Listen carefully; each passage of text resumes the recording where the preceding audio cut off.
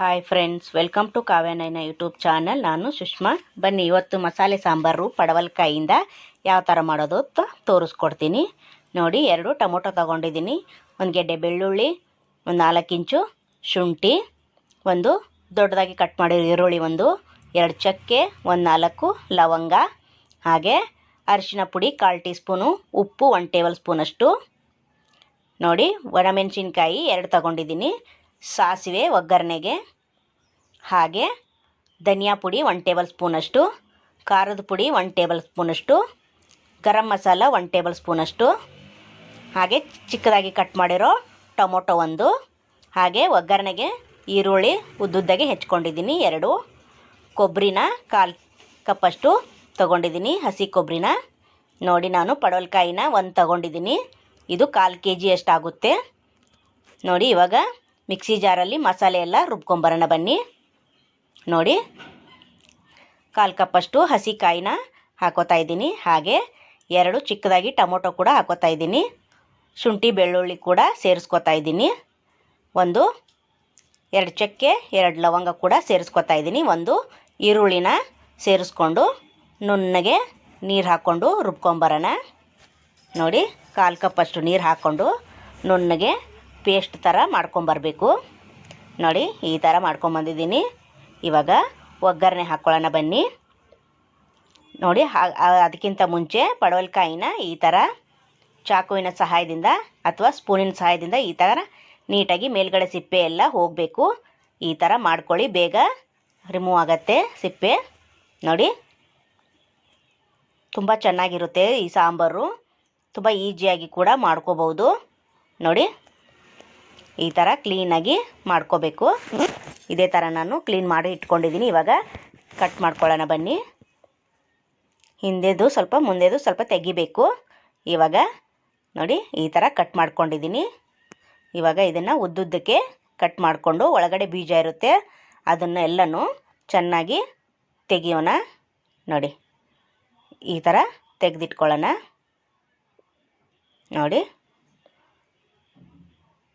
Super. ಈ ಥರ ನೋಡಿ, ಟೇಸ್ಟು ಮಾತ್ರ ಸಖತ್ತಾಗಿರುತ್ತೆ. ನೀವು ಒಂದ್ಸತಿ ಟ್ರೈ ಮಾಡಬೇಕು ಫ್ರೆಂಡ್ಸ್. ನೋಡಿ, ಇವಾಗ ಕಟ್ ಮಾಡ್ತೀನಿ ಯಾವ ಥರ ಅಂತ. ಉದ್ದುದ್ದಕ್ಕೆ ಚಿಕ್ಕದಾಗಿ ಕಟ್ ಮಾಡ್ತೀನಿ. ನೋಡಿ, ಇಷ್ಟು ಮಾಡಿಬಿಟ್ಟು ತಿರ್ಗಾ ಚಿಕ್ಕದಾಗಿ ಪೀಸ್ ಮಾಡ್ಕೊಳ್ಳೋಣ. ಎಲ್ಲವನ್ನು ಇದೇ ಥರ ಕಟ್ ಮಾಡ್ಕೊಳ್ಳಿ ಫ್ರೆಂಡ್ಸ್. ನೋಡಿ, ಈ ಥರ ಚಿಕ್ಕದಾಗಿ ಮಾಡ್ಕೊಳ್ಳಿ, ತುಂಬ ಚೆನ್ನಾಗಿರುತ್ತೆ. ಯಾರು ನಮ್ಮ ಚಾನಲ್ನ ಇನ್ನೂ ಸಬ್ಸ್ಕ್ರೈಬ್ ಮಾಡ್ಕೊಂಡಿಲ್ಲ, ಪ್ಲೀಸ್ ಹೋಗಿ ಸಬ್ಸ್ಕ್ರೈಬ್ ಮಾಡ್ಕೊಳ್ಳಿ.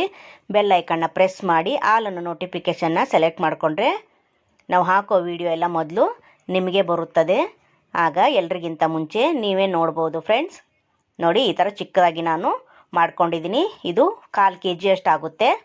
ಇವಾಗ ಒಗ್ಗರಣೆ ಹಾಕ್ಕೊಳ್ಳೋಣ. ಅದನ್ನು ನೀಟಾಗಿ ತೊಳ್ಕೊಂಡು ಸೈಡಲ್ಲಿ ಎತ್ತಿಟ್ಕೊಳ್ಳೋಣ ಪಡವಲಕಾಯಿನ. ಇವಾಗ ಒಗ್ಗರಣೆ ಹಾಕ್ಕೊಳ್ಳೋಣ ಬನ್ನಿ. ಒಂದು 4 ಚಮಚೆ ಎಣ್ಣೆ ಹಾಕ್ಕೊಂಡು ಇದಕ್ಕೆ ಸಾಸಿವೆ ಹಾಕ್ಕೊಳ್ಳೋಣ.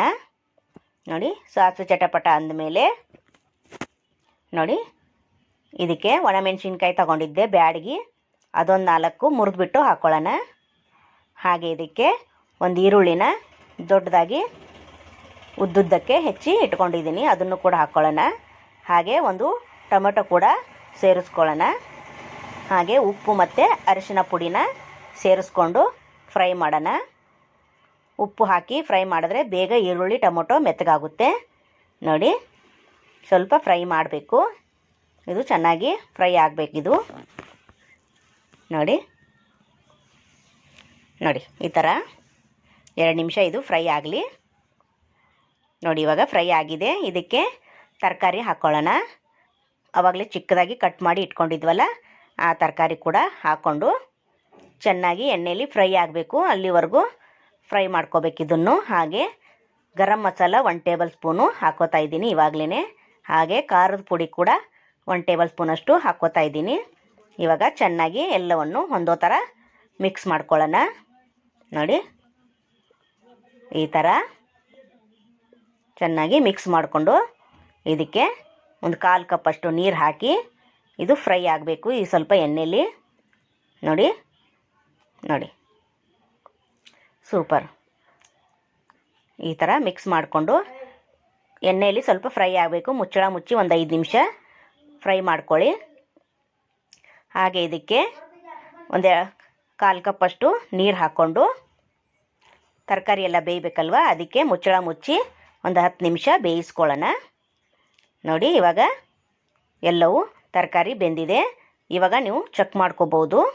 ನೋಡಿ ಎಷ್ಟು ಚೆನ್ನಾಗಿ ಎಣ್ಣೆಯಲ್ಲಿ ನೀರು ಹಾಕಿದ್ದೀನಿ, ಒಂದು 1/4 ಕಪ್ಪಷ್ಟು. ಇವಾಗ ಚೆನ್ನಾಗಿ ಕುದ್ದಿದೆ ನೋಡಿ. ನೋಡಿ ಇವಾಗ ಆಗಿದೆ ಇದು.